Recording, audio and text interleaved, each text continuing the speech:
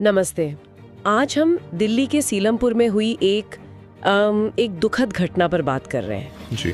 जहां जनता मजदूर कॉलोनी में सुबह सुबह एक 4 मंजिला इमारत वो ढह गई। हाँ। थोड़ा ब्यौरा देती है। और हमारा मकसद सिर्फ ये बताना नहीं कि क्या हुआ, बल्कि ये समझना है कि बचाव कार्य में क्या दिक्कतें आईं और मतलब ऐसे हादसों के पीछे क्या कारण हो सकते हैं, जैसा स्रोत में भी बताया गया है। हाँ, क्योंकि ये हादसा हुआ सुबह करीब 7 बजे, मतलब वो वक्त जब शायद ज्यादातर लोग घरों में ही होते हैं। बिल्कुल। और स्रोत यही बताता है कि जब इमारत गिरी कई लोग अंदर ही थे। जी।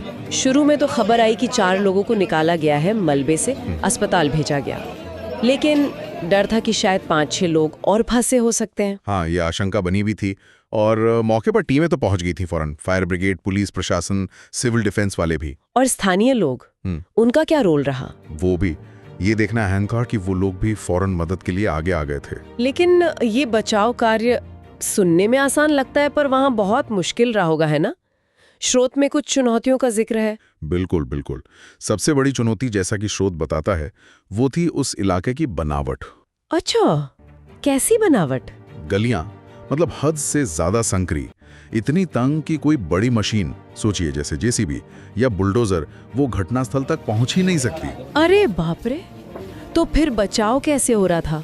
वही तो, बचाव का काम ज्यादातर छोटे औजारों से, हथौड़ों से, शायद हाथों से ही मलबा हटा के करना पड़ रहा था। ओह। एनडीआरएफ को भी स्टैंड बाय पे रखा गया था, शायद इसी मुश्किल को देखते हुए कि अगर ज्यादा जरूरत पड़ी तो।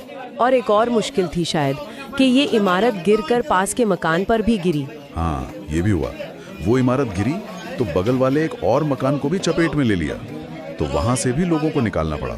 मतलब एक हादसा और असर कई परिवारों पर। और स्रोत में ये भी बताया गया है कि जो इमारत गिरी उसमें 2 परिवार रहते थे और आशंका थी कि मलबे में महिलाएं और बच्चे भी हो सकते हैं दबे हुए। हाँ, ऐसी स्थिति में तो हर पल भारी होता है जी। और बचाव में ये दिक्कतें, जैसी संकरी गलियां, ये हालात को और गंभीर बना देती हैं। सही बात है। ये संकरी गलियां सिर्फ बचाव में दिक्कत नहीं है, शायद ये उस अनियोजित बसावट का भी नतीजा है, जिसकी वजह से शायद ये सब होता है। हाँ, ये हो सकता है।